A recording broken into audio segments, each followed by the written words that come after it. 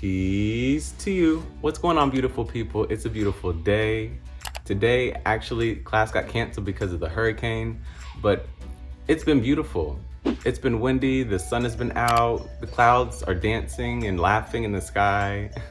There's a little overcast, here and there, but it's Florida. One minute it's raining, the next minute it's not. It's just been a beautiful day. But today is all about the Master Key System, Part 2. So if you have not checked out the first one, Part 1, I'll put a link in the description and you can go check that out and then come on back to this one. All right?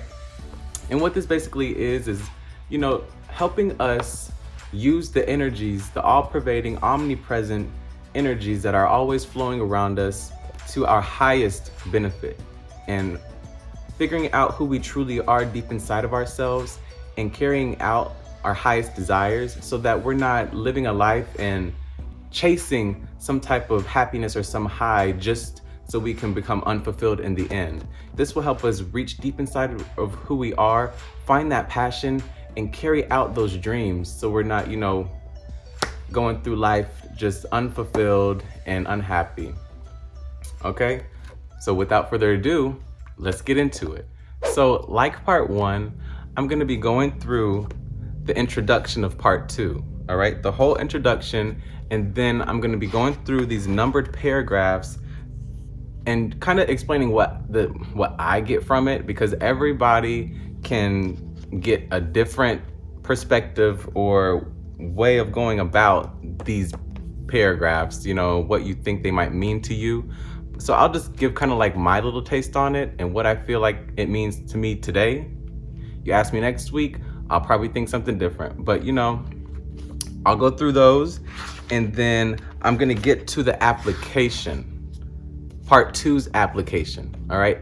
It's another type of meditation, but it's a little different because meditation isn't just one thing, all right? There's all types of meditations, and so you'll be getting the second one today, alrighty?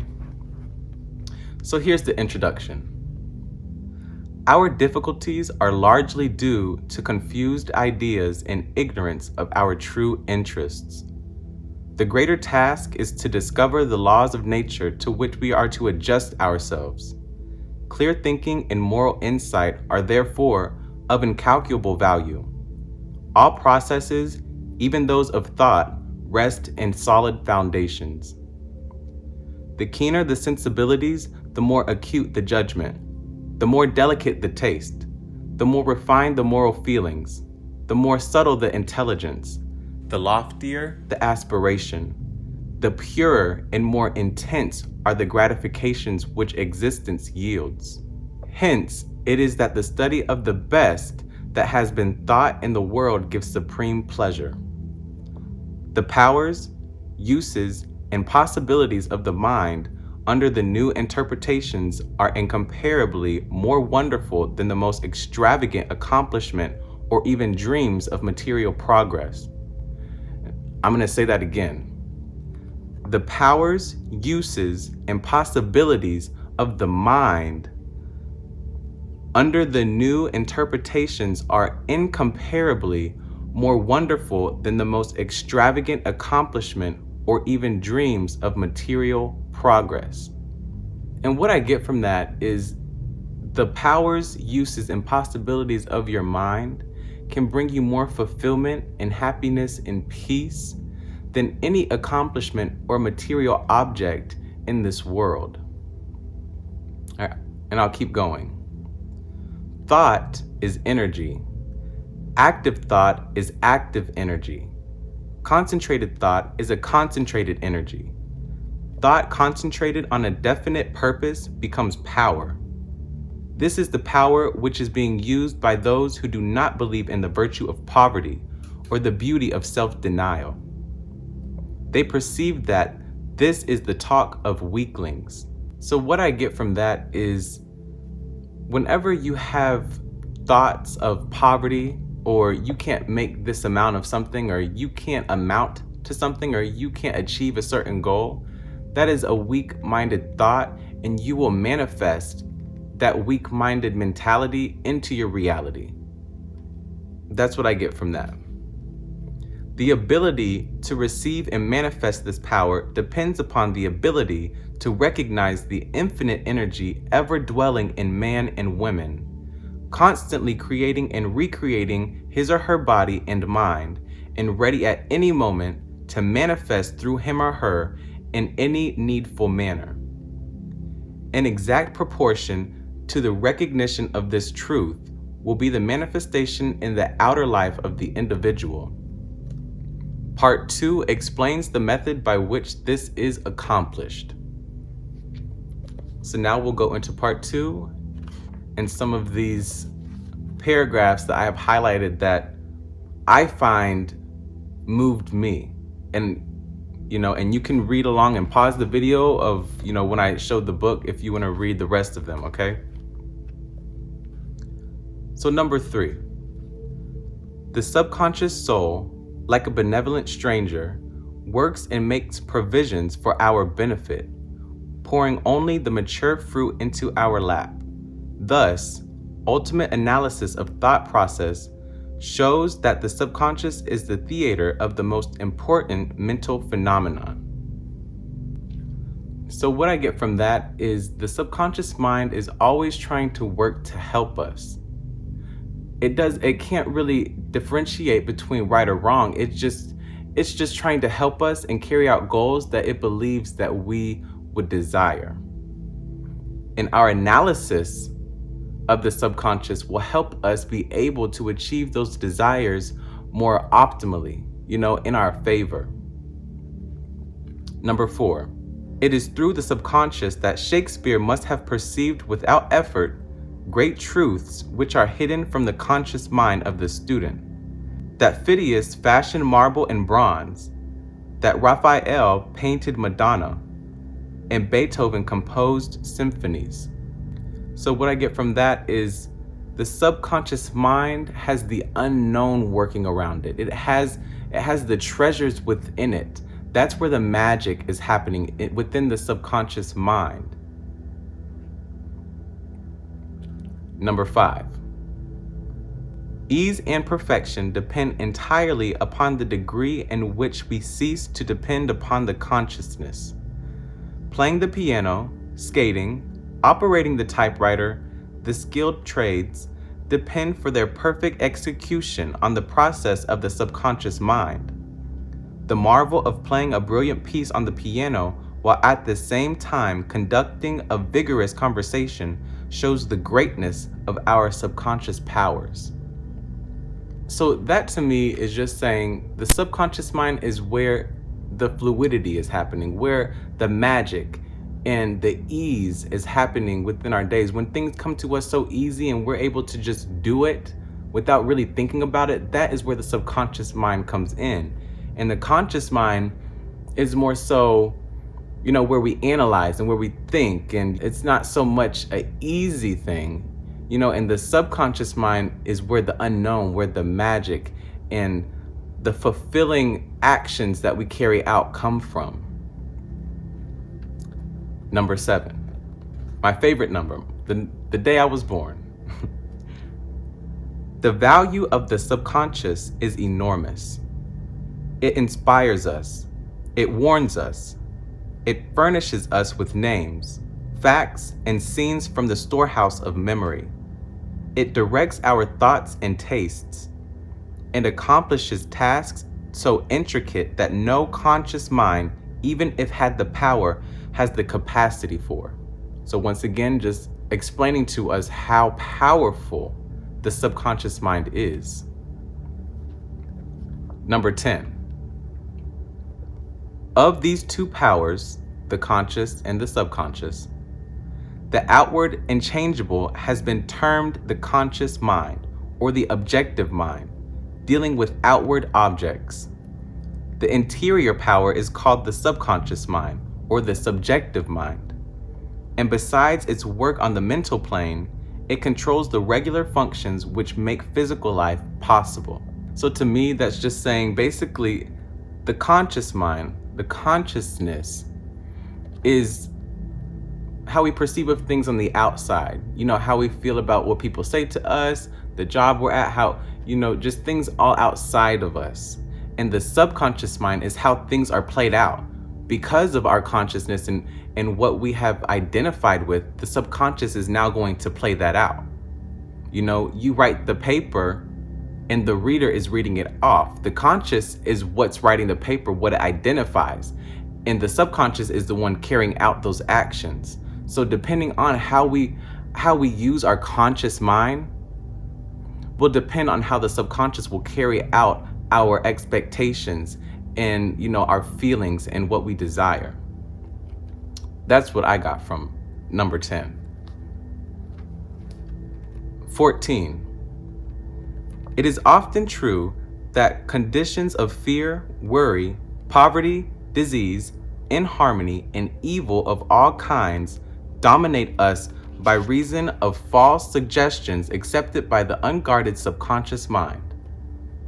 All this, the trained conscious mind can entirely prevent by its vigilant protective action. It may properly be called the watchman at the gate of the greatest subconscious domain.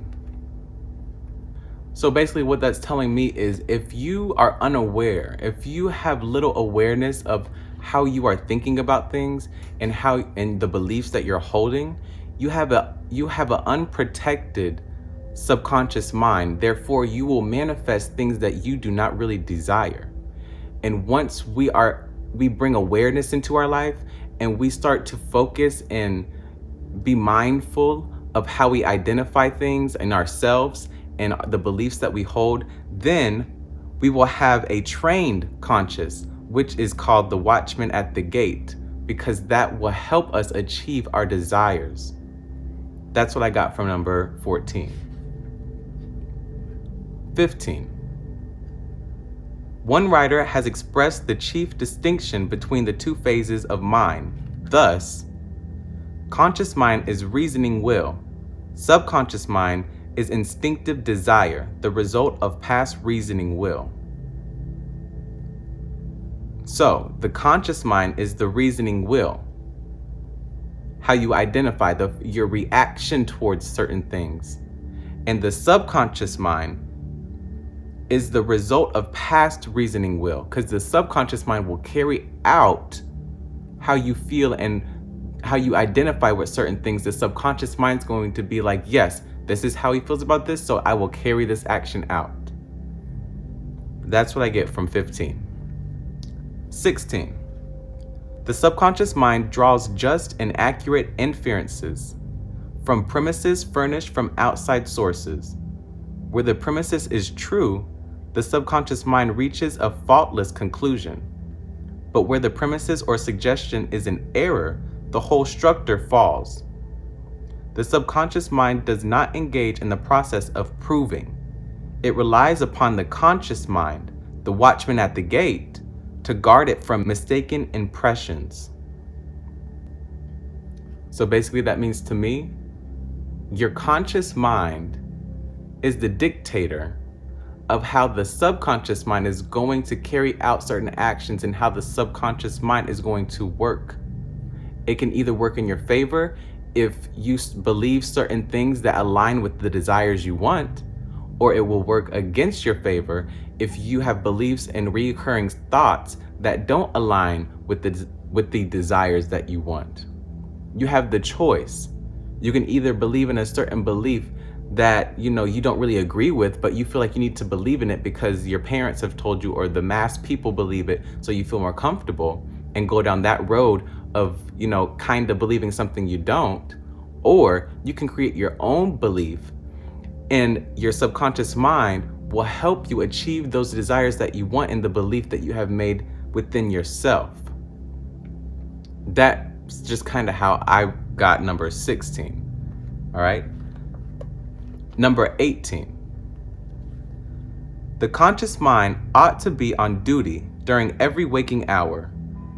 When the watchman is off guard, or when its calm judgment is suspended under a variety of circumstances, then the subconscious mind is unguarded and left open to suggestion from all sources.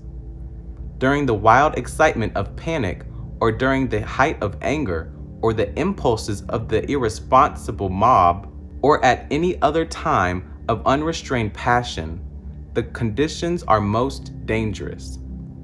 The subconscious mind is then open to the suggestion of fear, hatred, selfishness, greed, self-deprecating, and other negative forces derived from surrounding persons or circumstances.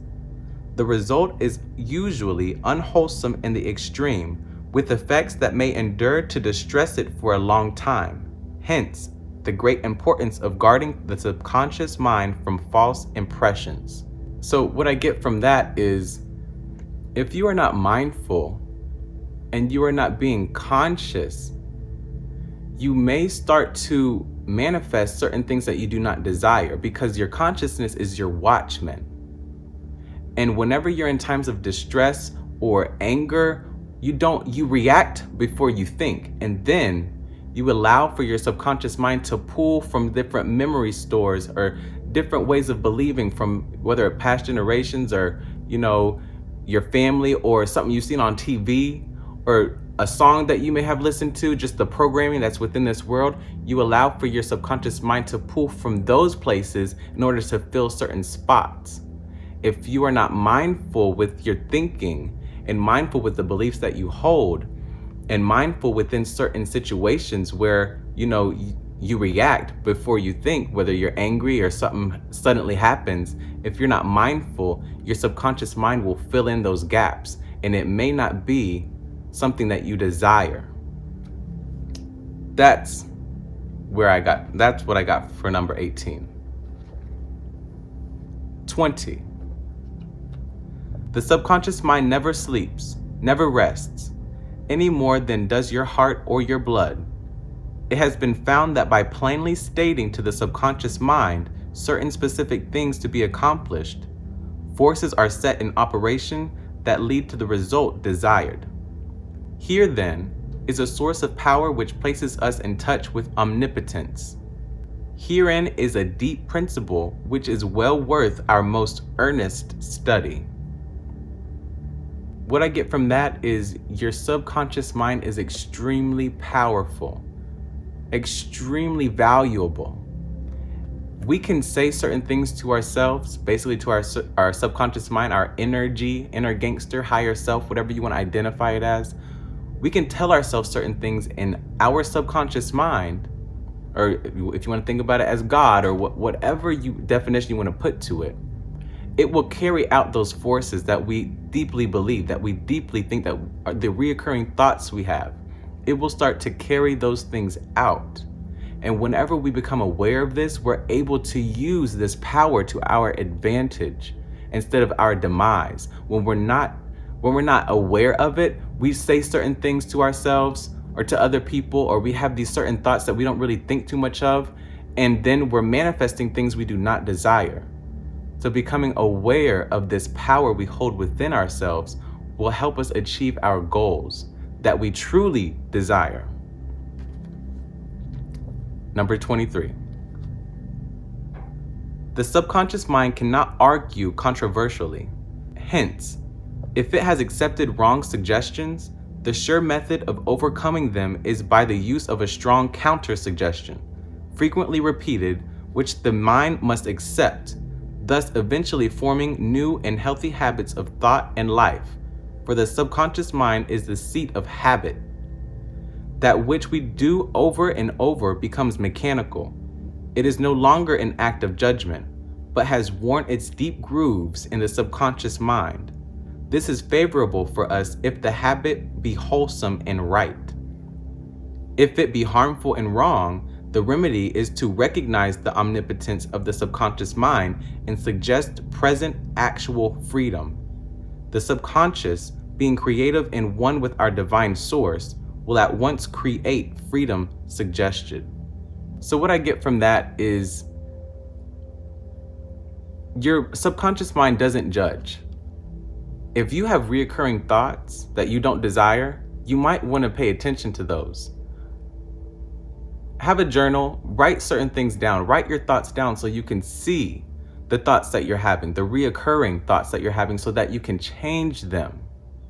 Because the subconscious mind is going to keep on carrying out those feelings and those thoughts and those beliefs that you have over years or however long those habitual thoughts or actions or beliefs have been occurring in your life, it's going to carry those things out and manifest according to that.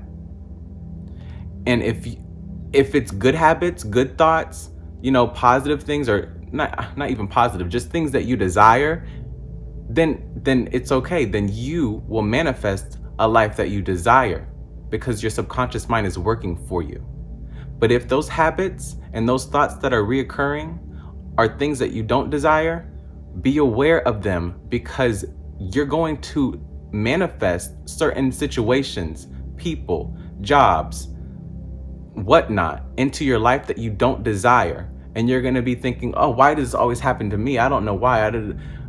It may be because your habitual actions and the beliefs that you hold within yourself do not match the desires that you want to achieve and the life that you want to live.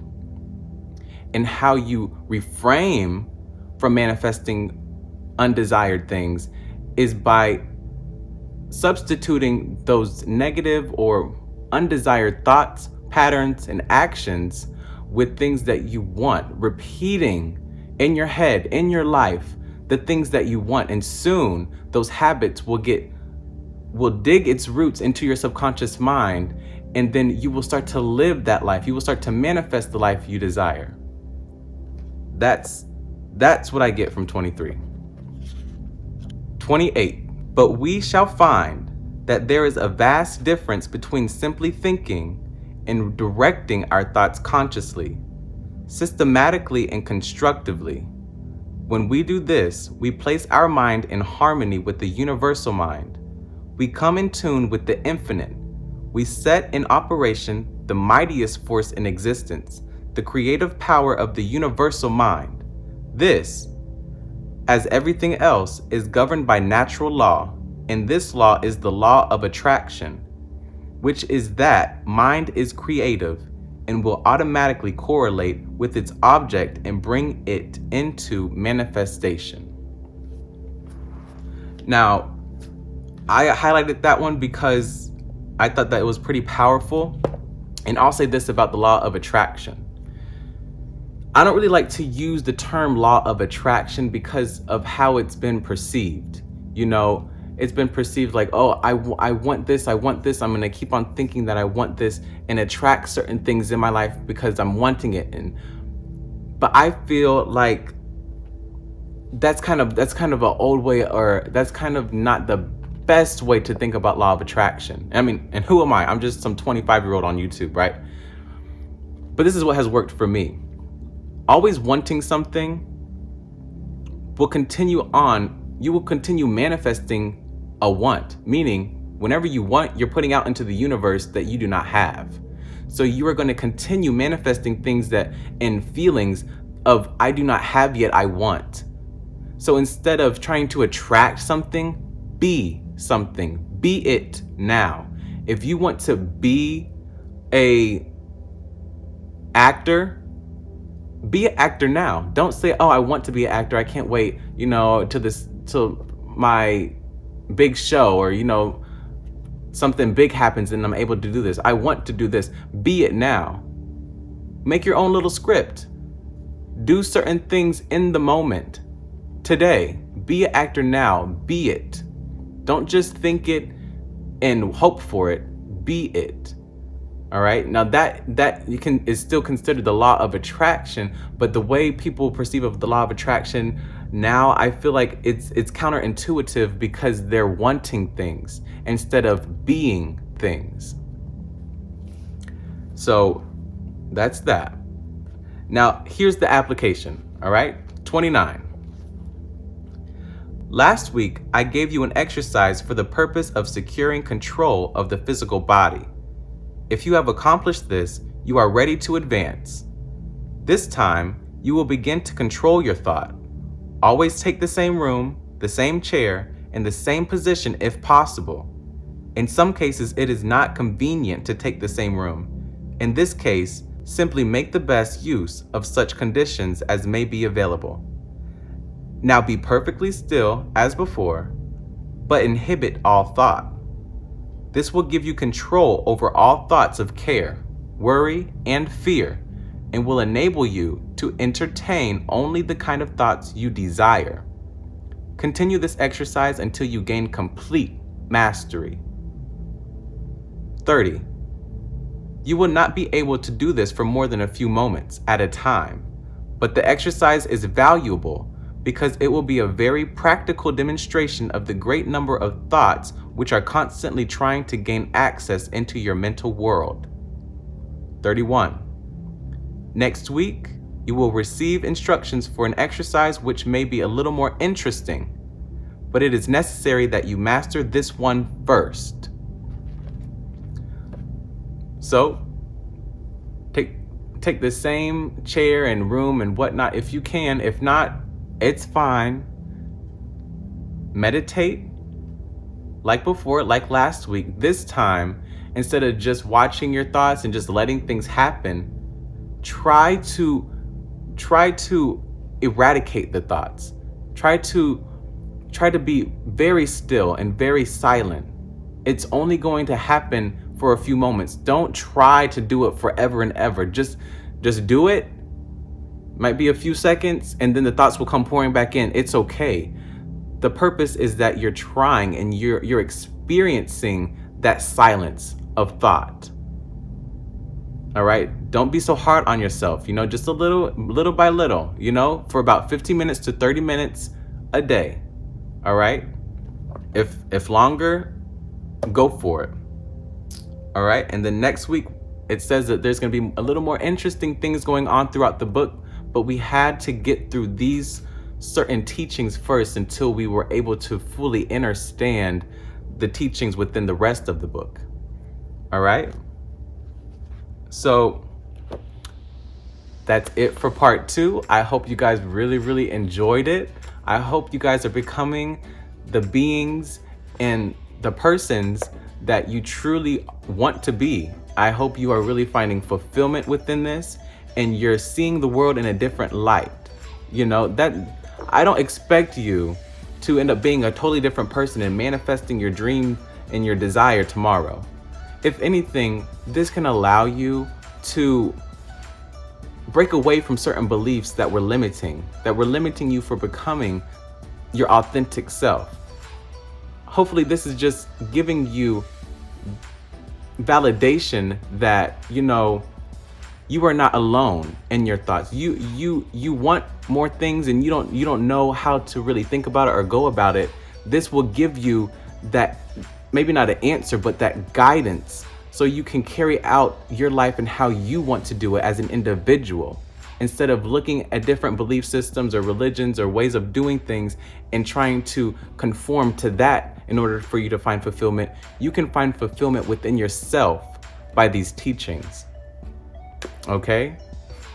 So I hope you all have a beautiful day and stick tuned. I'm always posting videos every week. Follow my Instagram, my SoundCloud, subscribe to my YouTube, please. Give this a nice big thumbs up. Put some comments down there, y'all. Please, I want to hear from you guys. I want to hear how this is working for you. If you like this, what else you want me to do. I'm all for it. All right? Much, much love. Peace and blessings. Peace and blessings.